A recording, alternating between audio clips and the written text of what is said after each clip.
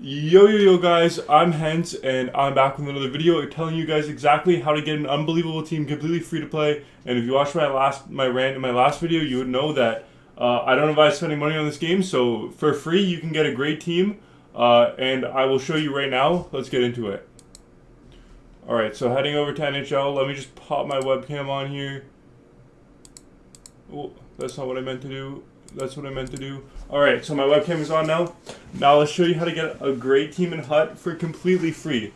So, there's a few main rules that you want to know when making a good team for free. The first rule is that you want to use as much untradeable players as you can. Now, I know that sounds kind of counterintuitive saying, oh, that's not how you make the best team possible.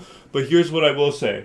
If you load your bottom forward line, bottom defense line, even your bottom two forward lines with untradeable players that are usable in game, you can make your top two lines so much better. And especially with the way that Rivals works this year and even Champs a little bit, you can make your team use your top two lines way more than your bottom two lines. Especially with the burst Rivals, you only need to ever use your top two lines in that game mode. So if you stack your top two lines, you can use it with whoever on the bottom two lines. As you can see, my team here, I mean, it's not the best team in the world, but it's also not the worst team in the world. I'm grinding a lot of challenges. As you can see, it's a pretty good team. And at the end of the day, I haven't spent more than, on this team, I haven't spent probably more than 400,000 coins on my team. And that's completely free to play 400,000 coins.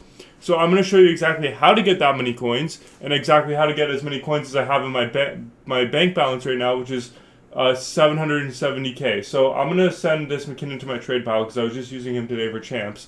Which is another point I'll get into. And I'm going to tell you the main step that you need to know to get a good team free to play. So, the first thing that you want to do is you want to break down if you're a good player, if you're a bad player, a mediocre player, or a great player, okay? So for me, I would classify myself as a mediocre player. This year I'm bouncing between Division 3 and Division 2. Last year I was Division 1. This year I can't seem to get a hang of the game. I also haven't been playing it as much as I was last year. But overall, I would say get a grasp on how good you are at the game. Now, if you're a great player at the game, then you don't have to spend any money and you can play the game to make coins.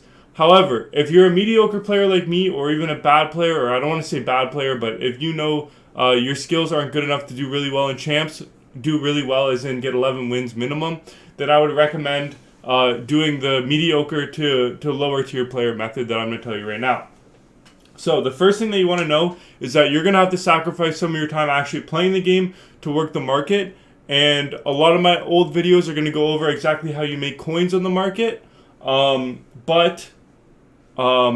Those videos are going to help you there, but I'm also going to give you kind of a brief overview of what exactly to do in this video. And if you want to know exactly different types of methods and different filters and all that type of stuff, go watch some of my other videos, and I guarantee that you guys will enjoy those videos. So first things first, let's get started here. What I was saying about that Nathan McKinnon, why I sent him to my trade pile and how I only used him in champs, that's one method that I want you guys to use. If you guys use tradable cards at all, I want you to sell them as soon as you're done champs. Okay?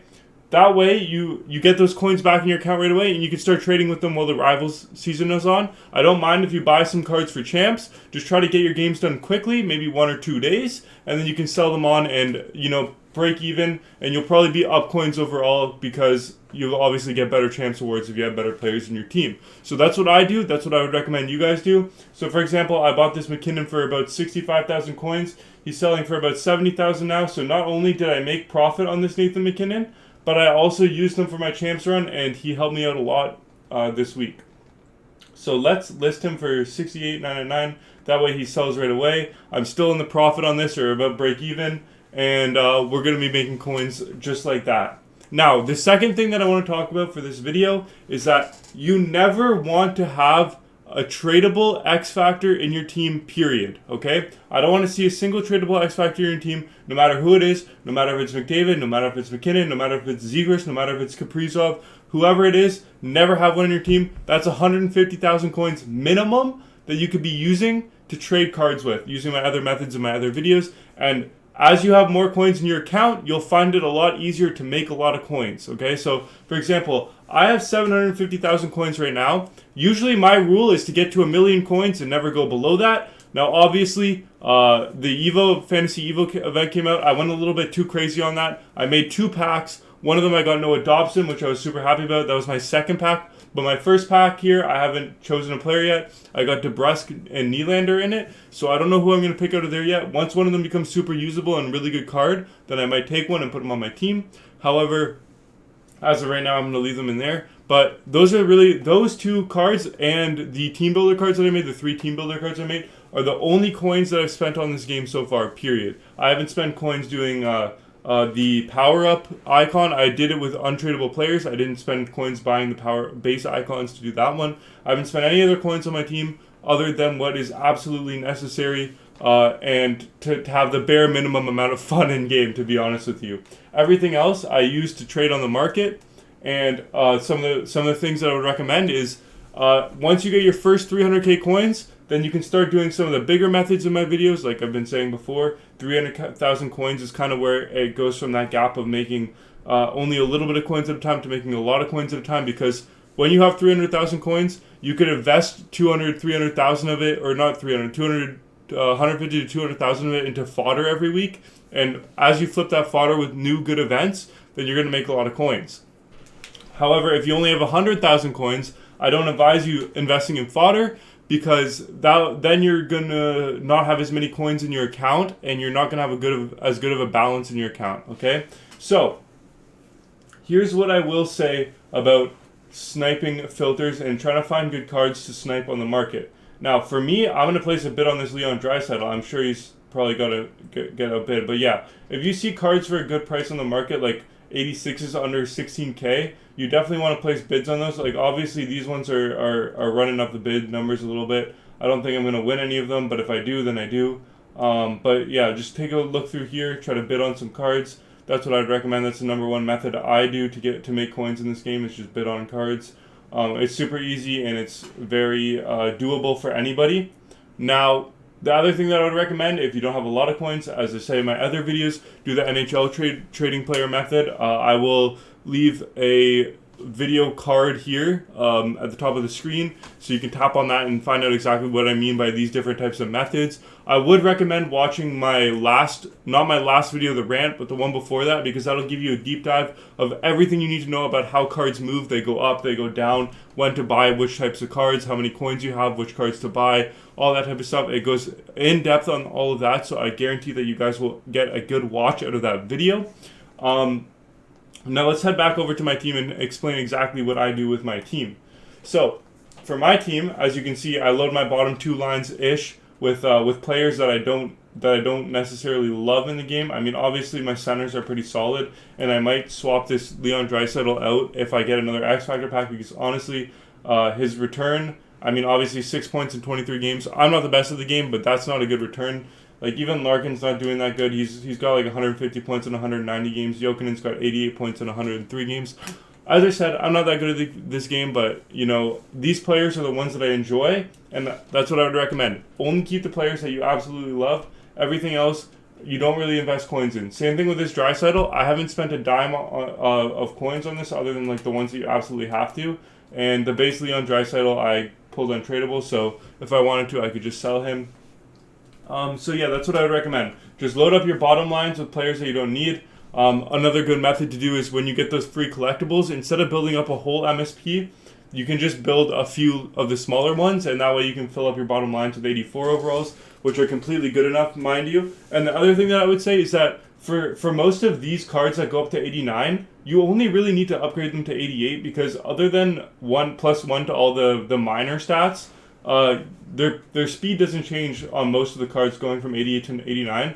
So you can save 6 collectibles there and put those back into the bottom lines of your team, and then you have a good bottom 6 for even champs. Like, this is a perfectly usable champs team to get 11 wins, and me being a Division 2, Division 3 player can still do that. So I guarantee that you guys will be able to do that too if you have a team like this and you're around the Division 3 to Division 2 range.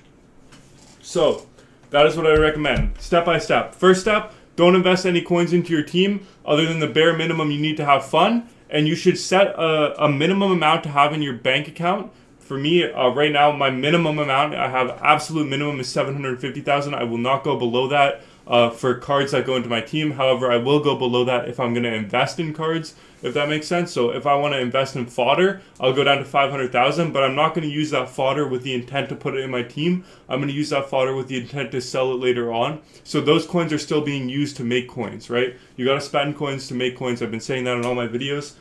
So I really want you guys to know that, that you don't need to put great cards in your bottom 6, especially during the rival season. However, I would strongly recommend, if you're going to play champs and you really want 11 wins, that you buy players on Wednesday night or Wednesday at midnight whenever squad or rivals rewards or champs rewards come out. I would recommend buying them then. Playing your champs games on Friday and Saturday, I would not leave them until Sunday if you can possibly do that.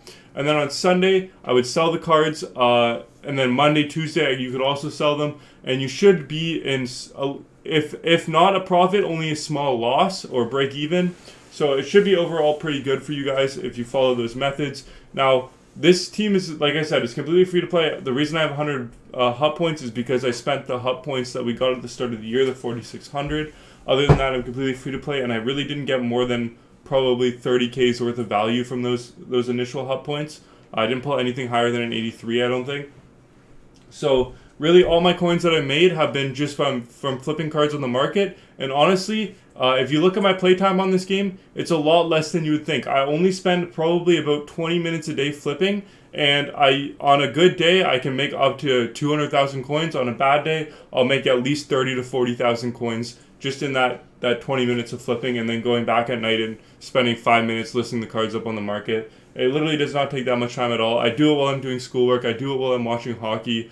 I do it while I kind of multitask with it, so I don't do it like to take away from other time. So if time is an issue for you, here's 2 things that I would recommend. Play 1 less game a day and go on the market, or do it while you're watching hockey. That's what I do. It's super easy. I would recommend that you guys do that. And that's how you're going to make coins on this game. That's how you're going to build the best team. So if you enjoyed this video, if this video helped you out, please drop a like and subscribe. My Twitch, Twitter, Discord is linked down below. So if you want to join or follow me on any of those, I would greatly appreciate it. And as always, thank you guys so much for watching. I hope that my videos are getting better. I'm kind of learning as I go, I guess, is the best way to say it.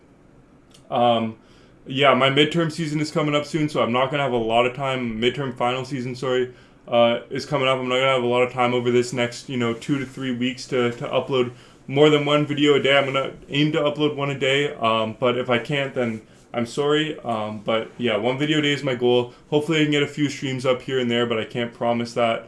So thank you guys so much for watching, and I will see you in the next one. Bye, guys.